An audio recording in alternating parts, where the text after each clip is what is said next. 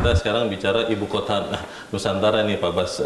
Pertama-tama ingin memberi selamat dulu karena akhirnya Pak Bas sudah punya kantor juga di sana di IKN Nusantara dan sudah berfungsi. Sampai saat ini sudah ada berapa orang Pak karyawan IKN, otorita IKN yang ada di sana, dan itu berapa persen sih dari total kekuatan otorita IKN Pak? Loh, otorita IKN itu total armadanya, total SDM-nya ada 620 orang. Oke. Sebelumnya kantornya ada di Jakarta, Balikpapan, dan sebagian di IKN yang di lapangan. Dengan selesainya kantor IKN di Nusantara, mulai tanggal 1 Maret kemarin, kami niatkan untuk pindah semuanya. Jadi semua sekarang sudah ada di sana, kecuali yang ada di Jakarta menjadikan sekretariat. Jadi hanya satu eselon 1 yang digilir dengan pendukungnya, tidak lebih dari 25 orang. Karena kami melayani investasi. Jadi ada KPBU, ada investasi direct. Ini hanya untuk melayani. Mempermudah investasi di Jakarta ini, begitu ya? Tadi kami rapat dengan SMI, yang hadir di sini hanya saya dengan Pak Deputi Pendanaan dan dengan sekretaris yang baru datang tadi malam karena hari ini ada janjian dengan Kementerian PUPR. Yang lainnya ada di Nusantara dengan Zoom. Jadi semua alhamdulillah dengan semangat yang satu, dengan tekad yang satu untuk membangun IKN yang lebih baik, kami berada di sana. Itu karyawan di sana sudah dapat tempat tinggal juga Pak? Gratis atau berbayar atau bagaimana? Jadi kami kan membangun, PUPR dulu membangun 47 tower. Nah, kami sekarang mendapatkan alokasi 4 tower rusun, ya kan?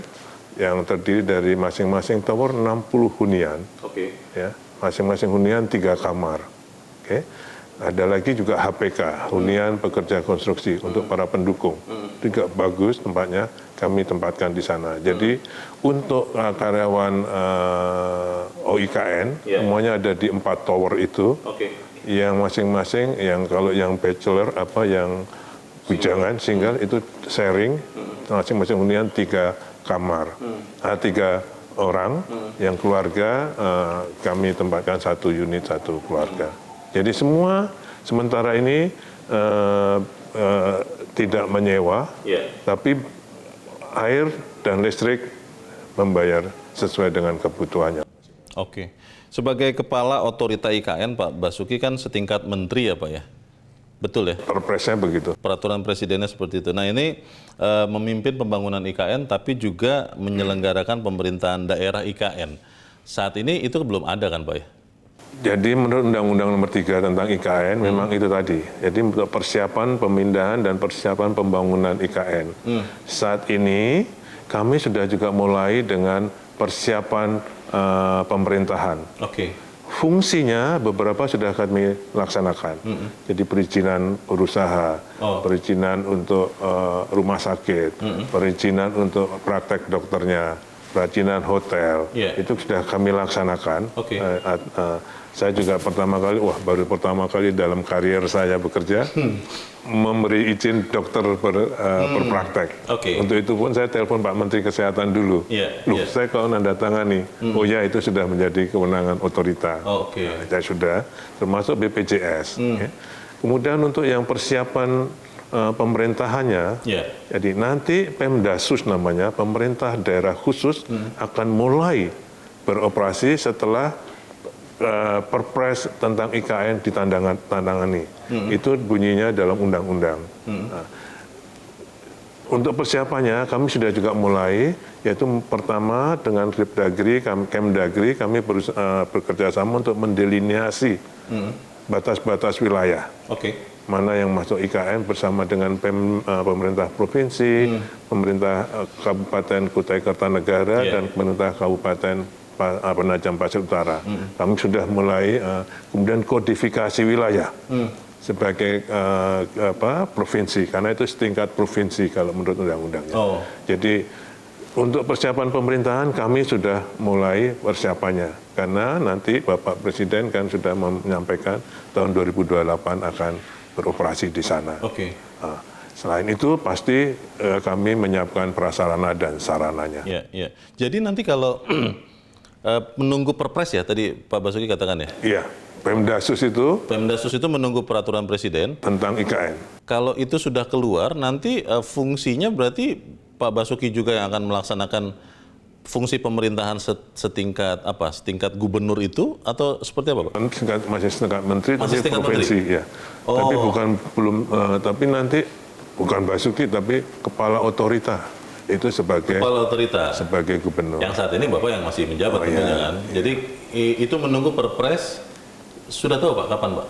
Belum. Saya belum. kira undang-undangnya kan sudah, perpresnya nanti Bapak Presiden yang akan menentukan. Oke. Kalau bicara pembangunan IKN Pak, tadi sebelum kita mulai berbincang saya sempat melihat ada maket, lalu juga ada video, tapi ini videonya memang kita harus cari tahu lagi yang terbaru. Prioritas pembangunan untuk tahun ini ya Pak, tahun 2025, itu di bagian mana Pak? Kawasan inti pemerintahan, tapi yang mananya yang diprioritaskan? Oke. Jadi kalau boleh saya nyampaikan supaya lebih lengkap, Iya. ya mulai tahun 2025 ini kesepakatan dan koordinasi kami dengan Bapak Menteri Pekerjaan Umum dan juga beliau sudah menyurati kami bahwa untuk pekerjaan-pekerjaan fisik yang sudah dilaksanakan oleh Kementerian PUPR dan sekarang masih berlanjut sebagai multi-years project, tetap dilanjutkan oleh Menteri Pekerjaan Umum. Yang sekarang? Iya. Oke.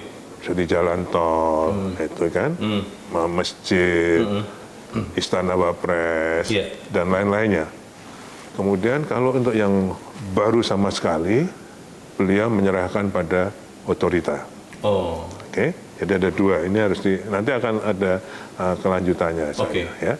Jadi kalau yang baru sekarang, yang diperintahkan oleh Bapak Presiden kepada kami untuk bisa beroperasi pada tahun 2028 sebagai ibu kota politik, kami ditugasi penuh untuk membangun ekosistem yudisial, yaitu dari gedung-gedung MK, MA, yudisial, termasuk huniannya para hakim dan para staf, termasuk lokasi ekosistemnya, jalan-jalannya, dan juga ekosistem legislatif, DPR, MPR, DPD, termasuk huniannya, dan jalan-jalannya, dan prasarana dasarnya. Semua harus kami selesaikan. Itulah yang 48,8 triliun tadi, yang sudah kami hitung. Itu tingkatnya berarti 2028? Iya. Oke. Ya, jadi nanti pada 2008, sekarang ini yang eksekutif, insya Allah pasti sudah selesai, yudikatif selesai, legislatif selesai, sehingga itu nanti akan bisa dioperasikan, berfungsi 2028. Oke, kalau eksekutif itu sampai sekarang Pak Bas sudah, apakah semua kantor menteri, apalagi sekarang kabinet menterinya menjadi lebih banyak Pak, itu sudah ada atau memang nanti kalau memang sudah efektif sebagai ibu kota eksekutif juga di sana, itu menteri-menteri akan berbagi kantor dengan para Menko atau bagaimana rencananya? Iya, dulu memang waktu kami merencanakan awalnya dengan 34 kementerian, itu ada 4 Kemenko yang dibangun dengan masing-masing Kemenko 4 tower. Oke. Jadi ada 16 tower sekarang sudah selesai. Sekarang sudah mulai meblernya mulai masuk untuk bisa dimanfaatkan. Interiornya sudah selesai semua. Namun dengan bertambahnya kementerian ini sedang dipikirkan oleh saya yang bertanggung jawab untuk prasarana dan sarana. Ibu Menteri Menpan RB itu akan mengatur kementerian mana saja yang harus berpindah lebih dulu dan tidak semua bedol desa, tapi Direktorat Jenderal mana saja yang harus prioritas. Iya. Pindah ke sana. Iya, termasuk rumah menteri sekarang baru 36. Oke. Ya, jadi kita juga laporkan pada Pak Presiden. Harus membangun lagi berarti? Pasti kalau kalau kementerian rumah menteri harus ditambah lagi. Yeah. Cuman kalau yang eselon 1 dan sebagainya pejabat negara nanti akan dibangun dengan 48 triliun tadi plus KPBU dan investasi swasta. Nanti akan saya jelaskan. Kerjasama pemerintah dan badan usaha tadi ya? Atau kita jelaskan sekalian ya. Boleh, silakan, Pak. Oke. Jadi untuk tahun 2025 tadi kami tidak hanya APBN, ya. Yeah. Kalau kami boleh menyampaikan RPJMN yang kami buat atau Renstra yang kami buat tahun 2025 sampai 2029 karena kami sudah punya RPJMN 2025 sampai 2029 di mana IKN juga termasuk dalam salah satu proyek strategis nasional. Renstra kami membutuhkan anggaran sekitar 205 triliun. Untuk berapa lama? Untuk 2025 sampai 2029. 205 triliun? Iya, Oke. untuk membangun. Nah, itulah yang dari 205 triliun itu APBN-nya 48,8 triliun. KPBU yang sudah kami proses sekarang ini 132 triliun. Oke. Itu untuk jalan, MUT, hunian, hotel dan ada di situ. Iya. Kemudian untuk investasi swasta itu ada juga sekitar 60-an. Kemudian untuk lain-lainnya yaitu swasta dan lain-lainnya termasuk mungkin kebutuhan loan itu adalah 24 triliun. Jadi 48 tambah 132 tambah 24. 24 triliun ini kami sekarang sudah beberapa swasta yang sudah menandatangani PKS untuk direct investment. Oke. Jadi selain APBN, ada KPBU yang lebih besar dari APBN, 3 kali lipat, dan investasi swasta. Kalau begitu Pak, untuk sebenarnya begini, kalau anggaran IKN yang dibiayai APBN, itu peruntukannya memang hanya untuk kawasan inti pemerintahan, gedung-gedung eksekutif, legislatif, yudikatif, atau juga termasuk infrastruktur ya Pak, jalan tol baru, bandara baru? Tadi yang saya sampaikan, jadi kesepakatan kami dengan Kementerian PU bahwa pekerjaan-pekerjaan yang sudah dilaksanakan sejak tahun 2022, 2023, 2024 yang belum selesai tetap dilakukan oleh Kementerian PU. Oh. Jalan tol, bandara.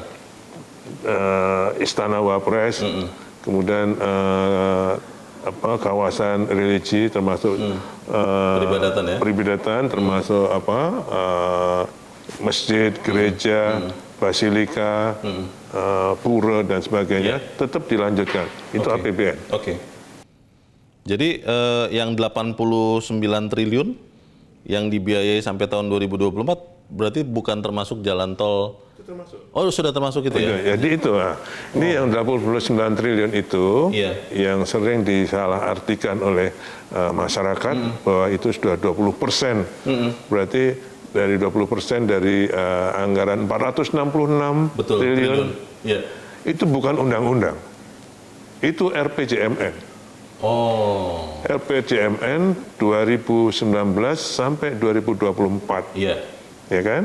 Kebutuhan IKN pada waktu itu dihitung oleh Bappenas 466 triliun. Betul. Dari situ APBN-nya diperkirakan 90 triliun. Itulah yang itu sebenarnya kalau tepatnya 19,3 triliun. Mungkin dibulatkan jadi 20 triliun.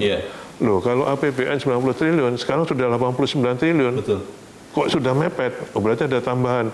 Bukan, itu makanya saya arti bukan undang-undang, tapi itu RPJMN 2019-2024. Artinya apa? Maksudnya bisa melebihi 466 triliun atau bagaimana Pak? Iya kan? Itu tetap mungkin totalnya tetap dari 466. Ya. Nah, untuk yang 2025 sampai 2029 tadi yang saya sampaikan 205 tadi. Kita perhitungkan itu tadi. Oh. Jadi tidak maksud saya gini. Kan yang masih bingung itu adalah apakah dengan hampir terpenuhinya Pak plafon 20% dari APBN itu atau itu bukan undang-undang, Bos. Karena RPJMN tadi. RPJMN. Itu bukan undang-undang. Saya cek betul, Pak. Karena selalu jadi pertanyaan. Itu ternyata bukan undang-undang. itu adalah RPJMN 2019-2024. Jadi maksudnya bisa melebihi itu berarti, Pak? APBN-nya? Ah, Karena bisa. tergantung keputusan pemerintah. Iya kan? Oh, oke. Perasaan dasar kan? Iya. Pak, ini tadi Pak Abbas sudah sampaikan ya, di tahun 2024 ada tambahan anggaran 48,8 triliun ya Pak untuk IKN. Bukan tambahan Pak, sekali lagi. Oh, itu memang alokasi ya? Iya, kami usulkan Oke. karena waktu beliau manggil saya untuk menjadi kepala IKN, menurut beliau tugas utamanya adalah menyelesaikan untuk yudikatif dan legislatif. Nah, kami hitung Oke. sama teman-teman deputi di sini, Iya. kebutuhannya itu adalah 48,8 triliun. Nah, kami usulkan itu kepada beliau untuk dari 48,8 triliun itu untuk 2025 kami perkirakan sekitar 14, sekian triliun. Karena saya perkirakan kalau DIPA-nya itu mulai efektif Maret, Iya. ya kan? Iya. Nanti lelang Juni misalnya baru mulai, kan penyerapannya nggak mungkin bisa besar. Jadi kami hanya mengusulkan 14, sekian. Di DIPA awal kami punya 6,3 sebelum efisiensi. Oke? Sehingga kami membutuhkan 8,1 tambahannya. Oke. Nah itu Pak. Jelajahi cara baru mendapatkan informasi. Download Metro TV Extend sekarang.